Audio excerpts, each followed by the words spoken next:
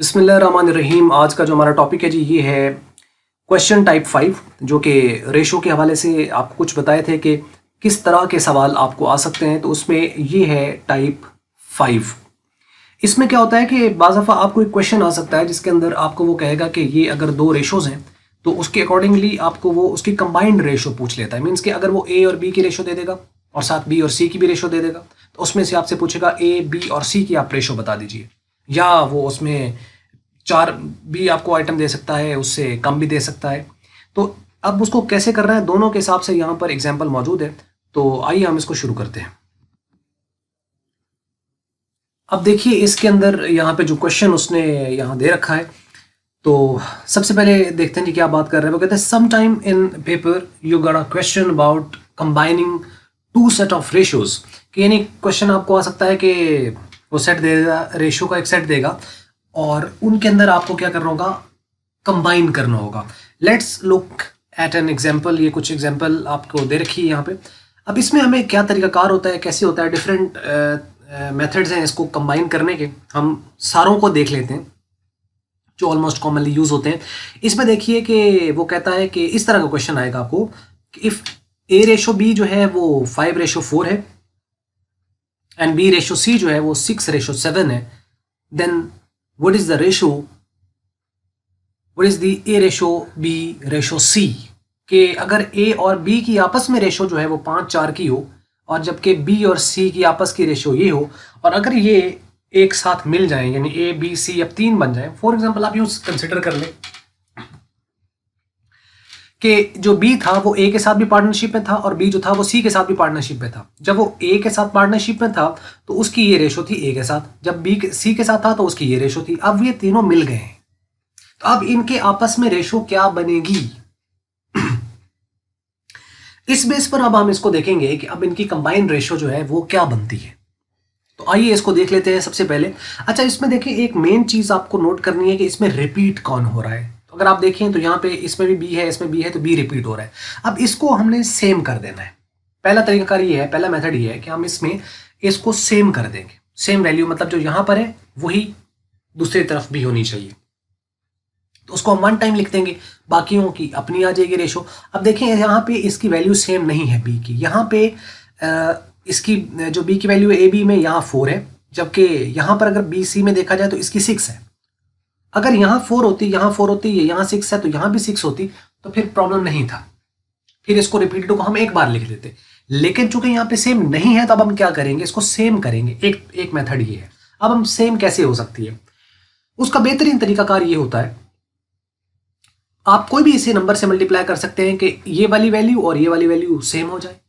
अब नहीं मिल रही तो बेहतरीन तरीकाकार ये है कि ऊपर इस रेशो को बी की इस वैल्यू के साथ मल्टीप्लाई कर दें और इस पूरी रेशो को बी की जो ये वाली वैल्यू इससे मल्टीप्लाई कर दें। मतलब हम क्या करेंगे, इनको सबसे पहले हमने नाम दे दिया, यानी ए रेशो बी जो है उसको हमने लिख दिया।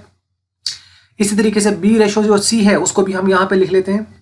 लिखने के बाद अब आप देखिए कि इस वाले को हम 6 से मल्टीप्लाई करते हैं 24 बनता है। इस वाले को 4 से मल्टीप्लाई, 4 से क्यों कर रहे हैं, क्योंकि यहाँ पर 4 है, उसी 4 को इधर ले आए, इसी 6 को उधर ले गए, मल्टीप्लाई कर देना। अब चूंकि रेशो को अगर मल्टीप्लाई करना है तो पूरे सेट को मल्टीप्लाई करना है। मीन्स कि आप खाली इस 4 को मल्टीप्लाई नहीं कर सकते, फिर आपको 5 को भी उसी नंबर से मल्टीप्लाई करना पड़ेगा, क्योंकि सेम नंबर से मल्टीप्लाई सेम नंबर से डिवाइड करने से रेशो पे कोई फर्क नहीं पड़ता।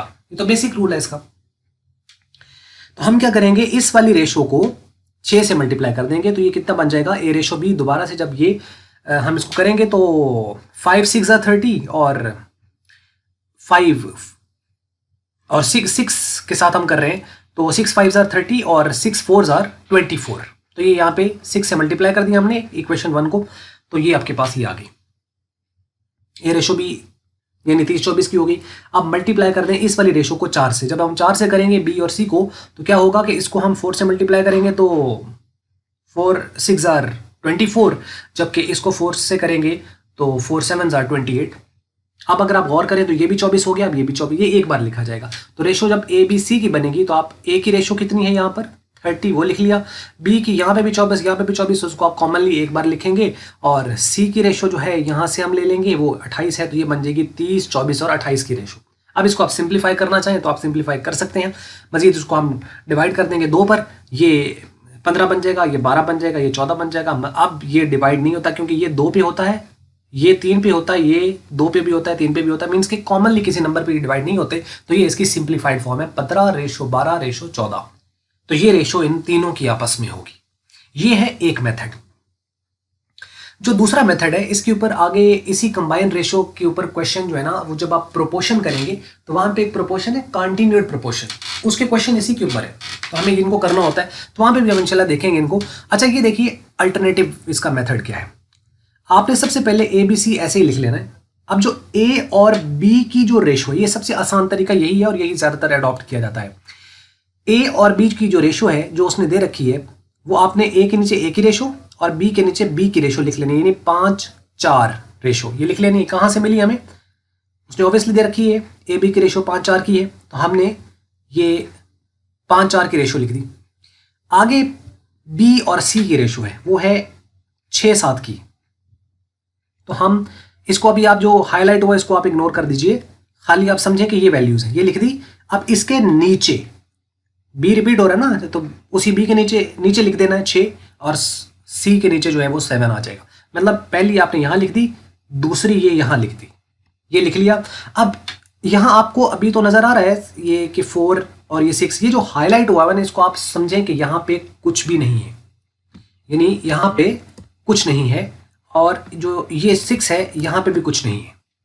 अब करना क्या होता है, ये जो खाली जगह होंगी इसके ऊपर आपने वो नंबर लिखना है जो बिल्कुल इस रेशो के करीब तरीन आ रहा है। मतलब यहां पे कुछ भी नहीं है, खाली है। जब खाली है तो इसके करीब कौन नंबर है? 4। तो आपने इसको शिफ्ट कर देना है, इसी वाले 4 को, ये राइट साइड पर। जब आप इसको राइट साइड पे शिफ्ट करेंगे तो यहां पे भी 4 आ जाएगा। यहां पे देखें ये तो फील्ड है, या सी के नीचे ये फील्ड है, बी भी फील्ड है, ए की जगह ये खाली है। आपने इसके करीब कौन से रेशो है? 6, तो इस 6 को आपने यहां शिफ्ट कर देना, जिसको येलो हाईलाइट किया गया है यहां पर।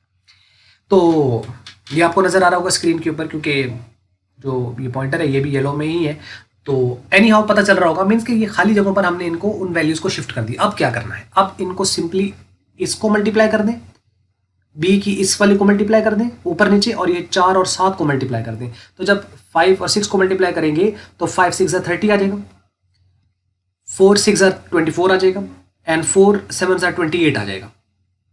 अब इसको आप सिंप्लीफाई कर ले, तो सिंप्लीफाई जब आप इसको करेंगे तो सेम वही 15 12 14 जो कि बिल्कुल ऊपर ये क्वेश्चन किया था, तो हमारे पास आंसर आया था, वही आंसर आ गया। अच्छा, एक तो ये है। दूसरा ये होता है कि जो कि रिकमेंडेड नहीं होता, क्योंकि आगे फिर वो ये तो अगर आपके पास यानी 3% है, या 3 आपके पास यहाँ पे आप कह लें कि ABC जैसे लिखा हुआ है, तो अगर 4 आ जाए 5 आ जाए तो फिर वो प्रॉब्लम करता है। तो इसलिए यही मेथड है, यानी गैप को फिल करने वाला मेथड, ये बेस्ट मेथड है। अच्छा, वो क्या है कि नॉर्मली हम इनको वैल्यूज को लिखते भी नहीं है। हम क्या करेंगे, ये जो 5 है इसको इससे मल्टीप्लाई करके यहाँ लिख देना, यानी 5 6 30। इस 6 को इस ऊपर वाले 4 के साथ मल्टीप्लाई कर देना है, तो 6 4 24, और इस 4 को इस 7 से मल्टीप्लाई कर देना है, तो 4 7 28। तो 30 24 28 सिंप्लीफाई करेंगे तो वही आंसर आ जाएगा। तो एक तो ये है कि यानी इस तरह मल्टीप्लाई नीचे की तरफ, फिर ऊपर की तरफ मल्टीप्लाई, और फिर नीचे की तरफ मल्टीप्लाई। तो एक तो ये है गैप फिलिंग वाला मेथड, ज़्यादा बेहतर है कि आप देखें उसकी करीब तरीन रेशो कौन सी है, उसको उसके गैप के ऊपर फिल कर दे, और बाद में ऊपर नीचे सीधे मल्टीप्लाई करके और उसको सिंप्लीफाई कर ले। ये है कंबाइनिंग रेशो का एक। अब इसके साथ ही एक क्वेश्चन है जहां पर अब हमारे पास 4 यहाँ पे वैल्यूज आ गई, यानी आपके पास ABCD रेशो ज्यादा आ गया, सेट इंक्रीज कर गया। अगर ये पर्सन को रिप्रेजेंट कर रहे हैं तो आप यूं समझ लें कि यहाँ पे 4% अब आ गए।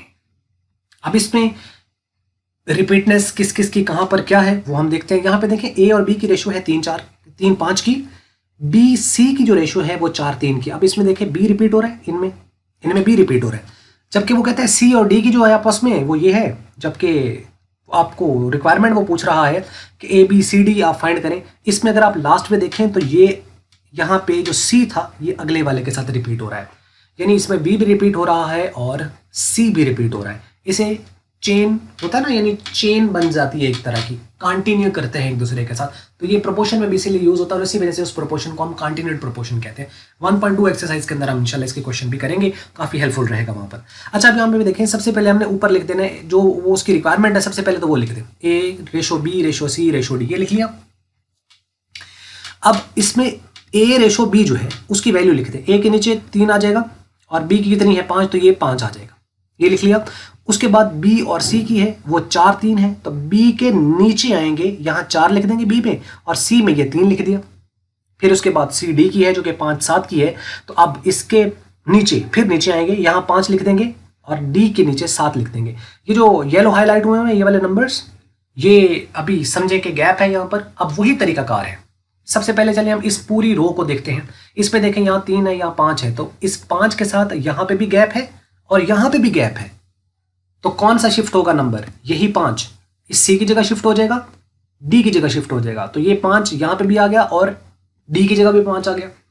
इससे नीचे वाली रो में देखें तो B फील्ड है, C फील्ड है, C के साथ ये D वाली जगह खाली है, तो यहाँ C की जो वैल्यू है 3 ये इस D को फिल कर देगा। और इसी तरह अगर आप इस तरफ देखें तो ये 4 है इसके करीब तरीन, ये 4 इसको 4 से फिल कर देगा।